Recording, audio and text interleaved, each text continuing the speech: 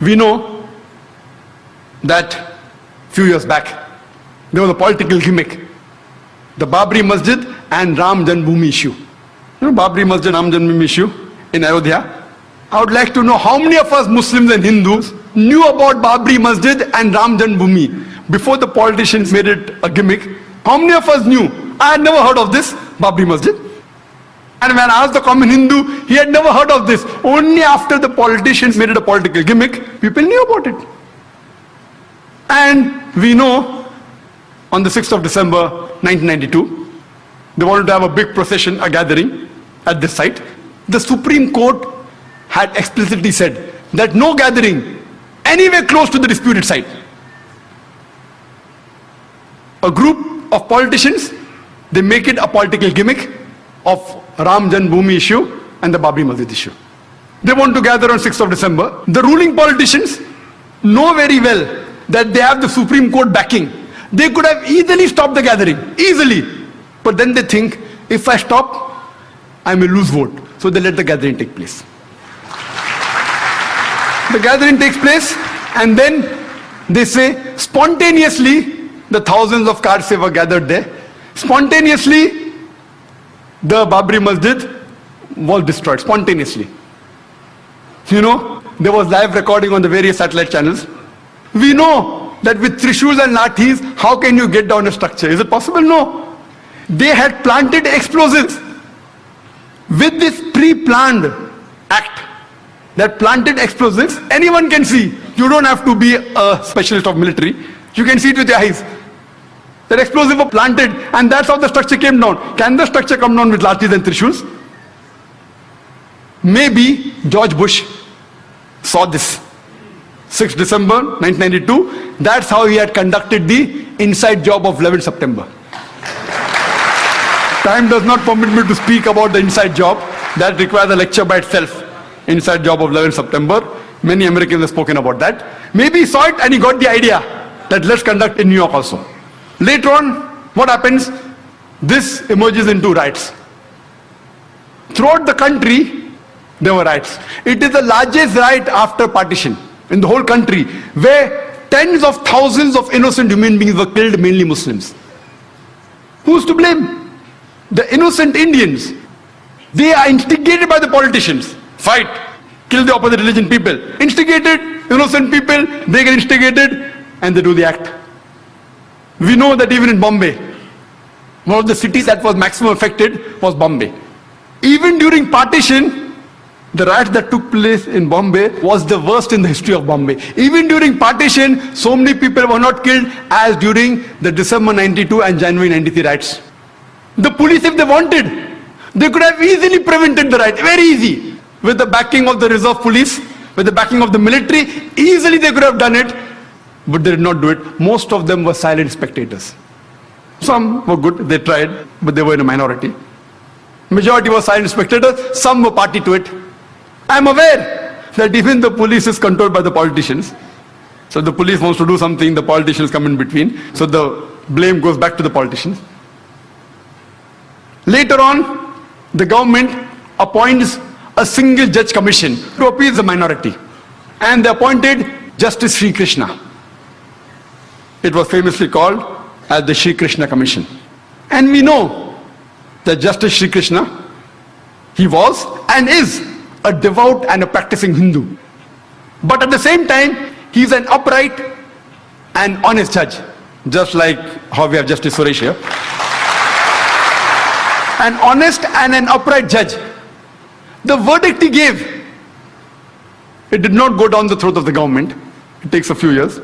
And he had analyzed the full cases of the riots. He spoke with the politicians, with the police. Individually, he visited 26 police stations, analyzed the records, spoke with the police officer, junior and senior, spoke with the victims, spoke with the media, and after a great deal of research, he presented, we have this damning verdict of Sri Krishna Commission. He even gave suggestions, how can we prevent these riots? But, it takes time. By the time this happened, the government says bygones are bygones. Because they know if they implement the report, they are afraid that they will lose the vote bank. At that time, to appease the minority, they appointed the commission. How many commissions? I don't know. I don't know how many commissions have been implemented. I think Justice Suresh can tell. How many commissions that they appoint have really been implemented in India? How many? So here we know it is a delaying tactics. The innocent Indians, especially the Muslim victims, we have faith in the judiciary system of India. If the politicians betray us, if our other citizen fellow members betray us, if the police betrays us, in this country, we have yet faith in the judiciary system.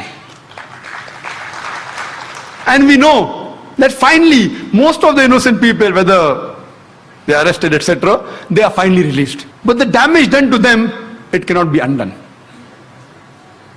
Later on, we come to know, after a couple of months, on 12th of March 1993, there was a series of 13 bomb blasts in Bombay, in which more than 250 innocent citizens of Bombay were killed.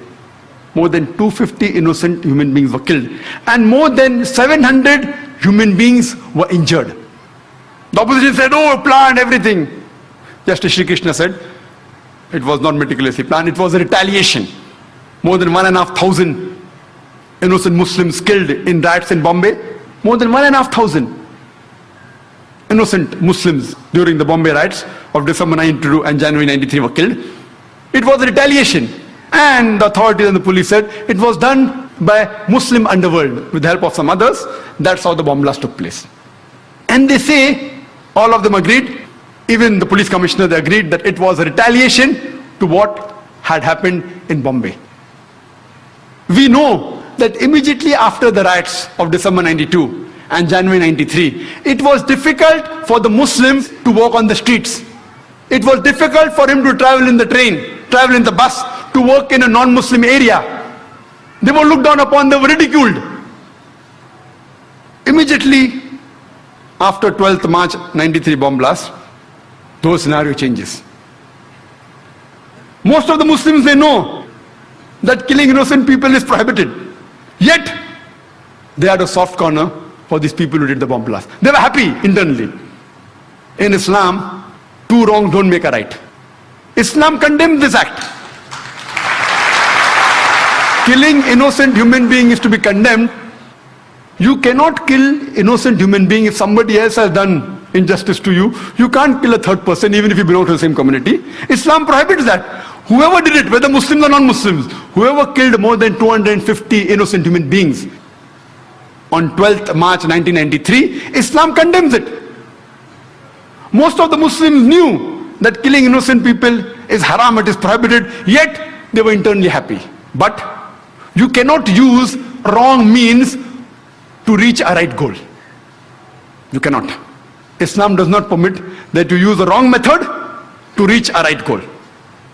There cannot be any justification.